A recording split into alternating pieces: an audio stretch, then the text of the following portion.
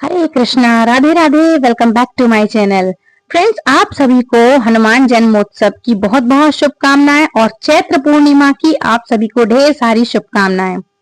पूर्णिमा धार्मिक दृष्टि को अत्यंत शुभ माना जाता है। मतलब ये पूर्णिमा तिथि होती है, धार्मिक दृष्टि से बहुत ही महीने का परिवर्तन होता है और ये बहुत ही शुभ मानी जाती है। और यह हिंदू नववर्ष की पहली पूर्णिमा होती है और हमारे देश के कुछ हिस्सों में इस दिन हनुमान जी का जन्म उत्सव भी मनाया जाता है। इस दिन गंगा स्नान, व्रत, दान और हवन करने से पापों का नाश होता है और पुण्य की प्राप्ति भी होती है। यह दिन भगवान विष्णु और बजरंगबली हनुमान जी को समर्पित होता है। इस दिन अत्यंत संयम, सेवा और विशेष महत्व होता है करने का। इस दिन श्री सत्यनारायण भगवान की भी आप पूजा करके कथा सुन सकते हैं और कथा का श्रवण कर सकते हैं, दूसरों को श्रवण करा सकते हैं। पूर्णिमा तिथि प्रारंभ होगी 12 अप्रैल दिन शनिवार को सुबह 3:22 से और पूर्णिमा तिथि समाप्त होगी 13 अप्रैल रविवार की सुबह 5:91 पर। यानी कि इस बार शनिवार के दिन पूरा दिन ही पूर्णिमा तिथि रहने वाली है।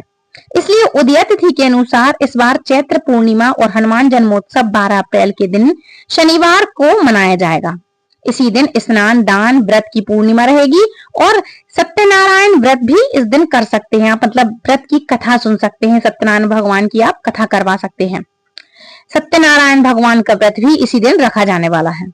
12 अप्रैल दिन शनिवार को सूर्योदय होगा सुबह 6:12 पर। सूर्यास्त होगा शाम को 6:42 पर। ब्रह्म मुहूर्त सुबह 4:35 से लेकर के 5:23 तक। वहीं अभिजीत मुहूर्त का समय रहेगा दोपहर को 12:02 से लेकर के 12:52 तक। भद्रकाल का समय रहेगा सुबह 5:59 से लेकर के शाम को 4:35 तक। राहु काल का समय रहने वाला है 9 बजे से लेकर के 10:30 बजे तक। अब जानते हैं इस दिन शुभ मुहूर्तों के बारे में। तो 12 अप्रैल को शनिवार को पूजा के शुभ मुहूर्त हैं, जिनमें प्रातः काल की पूजा का शुभ मुहूर्त रहेगा सुबह 4:51 से 5:59 तक ये रहने वाला है। शाम की पूजा का शुभ मुहूर्त रहेगा शाम को 6:45 से लेकर के 7:52 तक। और गोधूली बेला का शुभ मुहूर्त के बारे में आपको बता दूं तो गोधूली बेला का मुहूर्त रहने वाला है, मतलब पूजा के लिए सबसे उत्तम मुहूर्त जो माना जाता है वो होता है शाम के समय का। तो शाम का टाइम रहने वाला है 6:45 से लेकर के 7:06 तक। ये गोधूली बेला का मुहूर्त रहने वाला है। चंद्रोदय होगा शाम को 6:20 पर और इस बार पूर्णिमा तिथि परित्रा नक्षत्र और हस्त नक्षत्र का शुभ योग भी बन रहा है। हस्त नक्षत्र मतलब शाम को 6:08 तक रहेगा और बाद में परित्रा नक्षत्र प्रारंभ हो जाएगा। इस बार भद्रा का वास पाताल लोक में रहेगा और मान्यता के अनुसार पाताल लोक में जब भद्रा का वास होता है तो ऐसे में भद्रा विशेष रूप से अशुभ नहीं मानी जाती है, क्योंकि पृथ्वी लोक पर, मृत्यु लोक पर इसका वास हो तो समय देखा जाता है शुभ या अशुभ। ये तब शुभ या अशुभ हमारे ऊपर होता है, इसका इफेक्ट होता है। और यदि पाताल लोक में भद्रा है तो इसका कोई भी असर नहीं होने वाला है। तो इस समय भद्रा का ये अशुभ नहीं होगा। तो आप पूजा पाठ या दान इत्यादि जो भी है आप इस दिन पूरे दिन कर सकते हैं। पूर्णिमा तिथि के दिन इन 5 कर्मों को भूलकर भी आपको नहीं करना चाहिए। तो कौन से हैं वो 5 कर्म? तो सबसे पहला है किसी की निंदा ना करें। दूसरा है झूठ बोलना या किसी के साथ किसी भी तरह का छल ना करें। तीसरा है मदिरा का सेवन नहीं करना चाहिए और शारीरिक जो संबंध होते हैं ये सब आपको नहीं करना चाहिए, मतलब ब्रह्मचर्य से आपको रहना चाहिए। चौथा है किसी भी व्यक्ति को आप अपने द्वारा, ऐसे व्यक्ति को जो किसी दान की इच्छा से आपके द्वार पर आया है, उसे खाली हाथ, उसकी खाली झोली आप ना लौटाएं, कुछ ना कुछ उसको दान में अवश्य दें। सबसे पहले तो मैंने आपको पहले काफी सारी वीडियो में बताया है कि पैसे तो दे, ठीक है, नहीं दें, लेकिन अन्न दान सबसे सर्वश्रेष्ठ दान होता है। यदि कोई भूखा है या कोई कुछ मंगा रहा है तो आप अन्न दान जरूर से करें।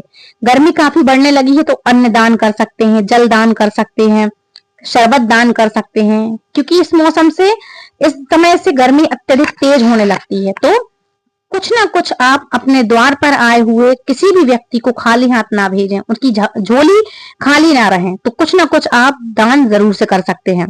अगर कोई आपसे किसी वस्तु की मांग करे और आप यदि इनकार कर देते हैं तो पुण्य फल आपसे वंचित हो सकते हैं, आप किसी भी पुण्य फल से। कुछ भी रख सकते हैं आप उसकी झोली में, लेकिन दें जरूर। पांचवा, पूर्णिमा तिथि के दिन तुलसी के पत्ते में जो पत्ते होते हैं तुलसी के, खासकर जो तुलसी होती है, उनको तोड़ना नहीं चाहिए और ना ही इस दिन तामसिक भोजन का सेवन करना चाहिए। तो लहसुन प्याज तो आप छोड़ दीजिए, और उसके बाद जो नॉनवेज होता है उसके बारे में तो आप सोचना भी मत। पूर्णिमा तिथि पर ब्रह्म मुहूर्त में उठकर पवित्र नदी, सरोवर या घर में गंगा जल मिल जाए या घर में हो तो उसका छिड़काव करें। आप स्नान कर सकते हैं, इस दिन आपको स्नान करना चाहिए। फिर भगवान विष्णु और हनुमान जी का ध्यान करके उपवास करने का संकल्प लेकर पूजन सामग्री तैयार करें, जिसमें पीले वस्त्र, तुलसी के पत्ते, अक्षत, धूप, दीप, चंदन, पुष्प, रोली, मिठाई और मौसमी फल, मतलब पीले रंग के वस्त्र पहन करके मौसमी फल रख सकते हैं, और पीले कलर के वस्त्र पहन करके घर के मंदिर में श्री हरि और माँ लक्ष्मी जी और बजरंगबली हनुमान जी की पूजन आप करें। दोपहर के समय सत्यनारायण भगवान की आप कथा का पाठ कर सकते हैं, पूजन कर सकते हैं, और विष्णु सहस्त्र नाम का पाठ कर सकते हैं, हनुमान चालीसा का पाठ करें, सुंदर कांड का आप पाठ कर सकते हैं, और रात्रि में चंद्रमा को कच्चे दूध, जल, अक्षत और मिश्री या शक्कर मिलाकर के अर्घ जरूर से दें। और ओम सोम सोमाय नमः इस मंत्र का आप जाप कर सकते हैं। चंद्र देवता से शांति और समृद्धि की प्रार्थना कर सकते हैं और करें आप। और माँ लक्ष्मी जी की कृपा प्राप्त करने के लिए इस दिन श्री सूक्त जी का पाठ, जो सूक्तम जी का जो पाठ होता है, इसको आप पढ़ सकते हैं, श्रवण करें और दूसरों को भी सुनाएं। गरीबों को भोजन करा सकते हैं, और पितृ हो या राहु केतु के दोषों को कम करने के लिए पीपल या तुलसी के नीचे दीप आप अवश्य से जलाएं, दीपक जरूर से जलाइएगा। पितृदोष या पितरों की शांति के लिए आप पीपल के पेड़ के नीचे आप काले तिल डाल करके सरसों के तेल का आप दीपक जरूर से जलाइएगा। और आज के दिन पितरों के निमित्त जल का दान, मतलब जो जल है वो दक्षिण दिशा की तरफ पितरों के लिए आप जल दे सकते हैं, जैसा कि मैंने हर वीडियो में बताया है। और पीपल के पेड़ में भी आप जल अर्पित कर सकते हैं पितरों के निमित्त। अच्छा, जब आप दीपक और जो तुलसी के सामने दीपक जलाएंगे और जल में केसर, हल्दी डाल करके स्नान करने से मानसिक तनाव दूर होता है, तो उस दिन आप ये कर सकते हैं। जिन लोगों का मन स्थिर नहीं रहता हो, मानसिक तनाव बहुत ज्यादा रहता हो, उन्हें शाम के समय चंद्र देवता का पूजन करने से पहले साफ स्वच्छ वस्त्र पहने आप, और सफेद रंग की वस्त्र धारण करके चंद्रमा, मतलब जो चंद्रदेव है, चंद्रदेव को सफेद पुष्प, जिसमें चमेली, मोगरा या सफेद चंदन या अक्षत अर्पित करना चाहिए आपको। और इसके बाद ओम सोम सोमाय नमः या ओम सह चंद्रमसे नमः इस मंत्र का आप पाठ कर सकते हैं, जाप जरूर से करना चाहिए। इसके अलावा मन को शांत रखने के लिए रात को चंद्र देवता की पूजा करने के बाद चंद्रमा को देखते हुए मिश्री वाला दूध पीने से भी मन स्थिर रहता है। चंद्र ग्रह की शांति और खास तौर पर चंद्र ग्रह दोष से मुक्ति के लिए आपको किसी सफेद बछड़े को चारा खिलाना चाहिए, गौ माता को चारा खिला सकते हैं। और पौराणिक कथा के अनुसार, आपके लिए कथा जरूर से सुना दूं, पौराणिक कथाओं के अनुसार आप कथा जरूर से सुनिएगा और दूसरों को सुनाइएगा। तो अब हम बात करेंगे इसकी कथा के बारे में। ध्यान रखिएगा, मैंने बहुत सी वीडियो में बताया है कि यदि आप कथा किसी भी चीज की श्रवण नहीं करेंगे तो आपको आधा पुण्य ही मिलेगा। इसलिए आप कोई भी व्रत तप करते हैं तो उसकी कथा जरूर से सुने। तो शुरू करते हैं हम चैत्र पूर्णिमा की व्रत कथा। तो पौराणिक कथा के अनुसार एक समय एक निर्धन ब्राह्मण स्त्री अत्यंत दुखी होकर जीवन बिता रही थी। किसी साधु ने उसे चैत्र पूर्णिमा के दिन व्रत करने की सलाह दी। उसने पूरी विधि विधान से उपवास करके श्री हरि विष्णु का पूजन किया, फिर रात को चंद्र देवता को अर्घ भी अर्पित किया, और कुछ ही समय में उसके जीवन की दरिद्रता दूर हो गई। घर में धन धान्य की वृद्धि हुई और उसके पति को सम्मान प्राप्त हुआ, यश प्राप्त हुआ। इस कथा से सिद्ध होता है कि यह व्रत मन, वचन और कर्म से पवित्र होकर के यदि किया जाए तो जीवन में शुभ फल अवश्य ही मिलते हैं। तो फ्रेंड्स, ये थी आज की कथा। अब बात करेंगे हम हनुमान जयंती के बारे में। तो जय जय श्री राम, जय बजरंगबली की, जय हनुमान जी की। आप सभी को हनुमान जन्मोत्सव की ढेर सारी शुभकामनाएं। हनुमान जन्मोत्सव जिसे हनुमान जयंती भी कहते हैं, और साल में 2 बार यह जयंती मनाई जाती है। चैत्र मास की पूर्णिमा तिथि पर हनुमान जन्मोत्सव मनाया जाता है और इस बार साल 2025 में चैत्र मास की पूर्णिमा तिथि अप्रैल को पड़ रही है। इसके अलावा हनुमान जन्मोत्सव कार्तिक के महीने में भी मनाया जाता है, जो कार्तिक माह आता है तो इस दिन भी मनाया जाता है।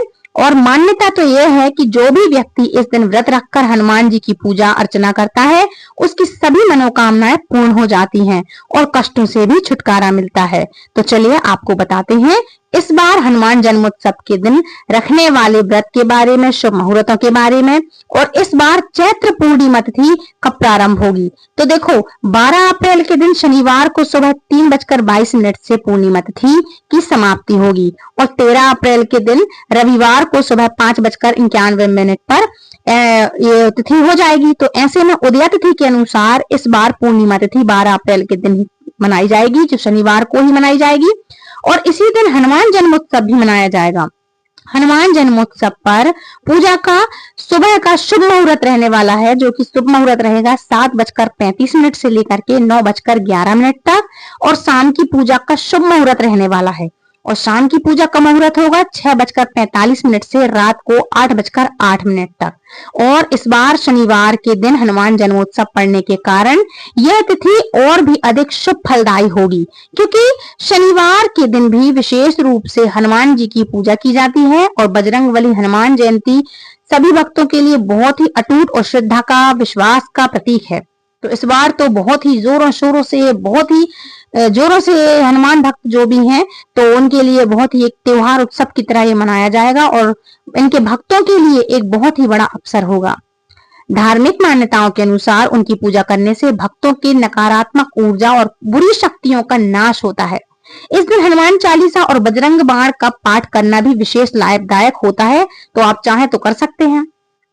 बजरंगबली हनुमान जी की पूजा कोई भी कर सकता है। इस दिन प्रातः काल स्नान करके लाल वस्त्र धारण करें, हनुमान जी को सिंदूर, लाल पुष्प और तुलसी दल होता है, चोला है और बूंदी के लड्डू जरूर से अर्पित करिएगा। बूंदी के लड्डू हैं, मगध के लड्डू हैं, ये जरूर से अर्पित कीजिएगा। और हनुमान चालीसा का पाठ करें, सुंदरकांड का पाठ कर सकते हैं आप, और सबसे अंत में आरती करके प्रसाद जरूर से बांटें।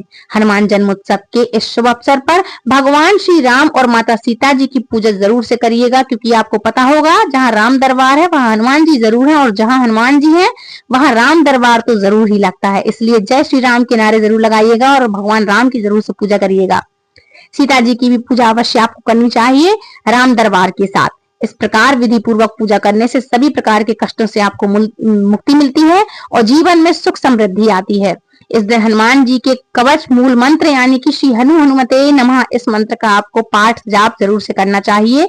ये करने से सभी ग्रहों का भी आपका जो अशुभ फल होता है वो सब शुभ फल में परिवर्तित हो जाता है और शुभ फल प्राप्त होता है, और बजरंगबली हनुमान जी की भी कृपा प्राप्त होती है।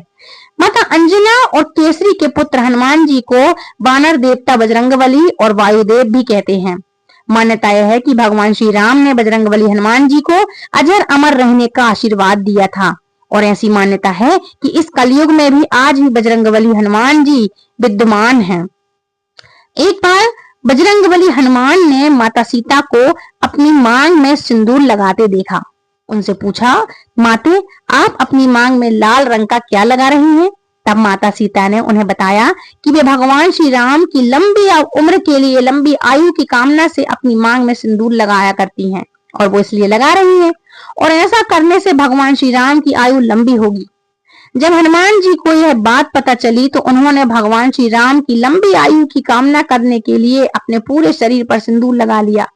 मान्यता यह है कि तभी से बजरंगबली हनुमान जी को सिंदूर चढ़ाने की परंपरा भी शुरू हुई, और इस दिन सभी संकटों के नाश के लिए अब बजरंगबली हनुमान जी की विशेष कृपा प्राप्ति के लिए अपने आसपास किसी हनुमान जी के मंदिर में ध्वजा पताका फहरानी चाहिए, और अपने घर की छत पर भी आपको ध्वजा पताका है जो फहराने से बजरंगबली की कृपा प्राप्त होती है। जो लोग इस दिन उपवास रखते हैं उन्हें इस दिन नमक का सेवन नहीं करना चाहिए, और इस दिन मीठे भोजन से आपको पारण करना चाहिए। हनुमान जन्मोत्सव के दिन किसी भी प्रकार का मांस, मछली, अंडा, लहसुन, प्याज, जैसा कि मैंने अभी आगे आपको बताया है, तामसिक भोजन, तामसिक पदार्थों का आपको सेवन नहीं करना चाहिए, ना स्पर्श करना चाहिए। और आज के दिन यदि आप चाहें तो हनुमान जी के जो जितने भी नाम है वो कर सकते हैं, हनुमान चालीसा का पाठ कर सकते हैं, सुना सकते हैं। इससे आपके घर में जितनी भी नेगेटिविटी है, नकारात्मकता है, यदि आपको घर में लगता है कि हमारे यहाँ शांति नहीं है, नकारात्मकता है, नेगेटिविटी है, कुछ है, तो खूब जोर जोर से आप हनुमान चालीसा का पाठ पढ़ें, सुनाएं, दूसरों को सुनाएं। हनुमान जी के मंत्रों का जाप कर सकते हैं, घर में पढ़ सकते हैं, पढ़ा सकते हैं। और इस तरह से आप ये आज के दिन की पूजा जरूर से कर सकते हैं। एक बात और कहूंगी कि बहुत से लोगों को पता नहीं होता है तो कि हनुमान जी को क्या करें। तो देखो, उनके लिए चोला चढ़ाएंगे जब आप, तो सिंदूर कलर का रहता है, जो ऑरेंज कलर का, चमेली के तेल में या शुद्ध घी में आप उसको सिंदूर को लें, उसको घोल करके हनुमान जी का चोला तैयार करें। और जो आंकड़े का पौधा होता है उसके पत्तों पर धो करके, साफ करके जय श्री राम लिखें पीले चंदन से, और हनुमान जी को माला के रूप में उसको चढ़ाएं। हनुमान जी का ये चोला हो गया। चमेली का तेल चढ़ा सकते हैं आप, मतलब घी में लगा करके चोला, और चमेली के तेल का आप दीपक जला सकते हैं, शुद्ध घी का दीपक जला सकते हैं, और धूप बत्ती लगाएं। और आज के दिन आप ध्यान रखिएगा, काफी सारे लोग करते हैं कि पूजा की सभी सामग्री जैसे हर पूजा करते हैं वैसे ही करते हैं। तो आपको बता दूं कि हनुमान जी के लिए कभी भी दही के पंचामृत का, मतलब चरणामृत जो होता है पंचामृत, उसका भोग नहीं लगता है। तो ध्यान रखिएगा, हर चीज चढ़ाएं, लेकिन हनुमान जी के लिए खास करके जो चरणामृत होता है दही वाला, जो हम बनाते हैं सत्यनारायण भगवान की कथा में, ये नहीं चढ़ता। तो ध्यान रखिएगा, ऐसी गलतियां आप कभी भी ना दोहराएं। हाँ, लड्डू का भोग लगाएं, और जो भी लड्डू है आप लड्डू का भोग लगाएं, नारियल चढ़ा सकते हैं, बूंदी के लड्डू हो गए, है ना, और या फिर मगज के लड्डू हो गए, मीठा हो गया, इन सब चीजों का आप भोग लगा सकते हैं। तो इस तरह से आप हनुमान जी को खूब खुश करें, और हनुमान जी के साथ राम दरबार की पूजा जरूर से करिएगा। भगवान राम के लिए मीठे का भोग लगाएं, खीर का भोग लगाएं, माता जानकी के लिए श्रृंगार की चूड़ियां चढ़ा सकते हैं आप। तो इस तरह से भगवान श्री राम की पूजा करें और हनुमान जी को प्रसन्न करें, और हनुमान जी की पूजा करें तो राम जी को प्रसन्न करें। तो फ्रेंड्स, ये थी आज की वीडियो। आई होप आज का वीडियो आपको पसंद आया होगा। और पूर्णिमा की, चैत्र पूर्णिमा की मैंने आपको सारी जानकारी दी है, और हनुमान जी की भी आपको जयंती की, प्रकट उत्सव की मैंने आपके लिए, मतलब हनुमान जयंती की सारी, मतलब जो इंपॉर्टेंट जानकारी थी मैंने आप तक शेयर जरूर करी है। इसलिए दूसरों को शेयर जरूर करिएगा। यदि आप सच्चे हिंदू सनातनी हैं तो आप दूसरों को शेयर जरूर से करिएगा, और खुद भी इस त्योहार को, इस पर्व को खूब एंजॉय करके अच्छे धूमधाम से मनाइएगा। और यदि आप हमारे चैनल पर पहली बार जुड़े हैं तो प्लीज चैनल को सब्सक्राइब करके बेल आइकन कॉल पर प्रेस करें, ताकि आने वाली हर एक वीडियो की नोटिफिकेशन सबसे पहले आप तक पहुंचे। और फ्रेंड्स, यदि आप हमारे लिए कथा सुनाने के उपलक्ष्य में दक्षिणा प्रदान करना चाहते हैं तो नीचे सुपर थैंक्स का बटन अवेलेबल है। आप अपने मन मुताबिक 10 रुपए से लेके आप क्वांटिटी बढ़ा सकते हैं, तो आप अपने मन मुताबिक हमें दक्षिणा प्रदान कर सकते हैं। तो फ्रेंड्स, ये थी आज की वीडियो। आई होप आज का अच्छा लगा होगा आपको सब कुछ, इसका समय, टाइम, वीडियो। तो फ्रेंड्स, मिलती है नेक्स्ट वीडियो में। तब तक के लिए राधे राधे, हरे कृष्णा। चैत्र पूर्णिमा की आप सभी को ढेर सारी शुभकामनाएं, और हनुमान जयंती की आप सभी को ढेर सारी शुभकामनाएं। मिलती हूँ नेक्स्ट वीडियो में। राधे राधे, हरे कृष्णा, हरि बोल, जय श्री राम, जय हनुमान।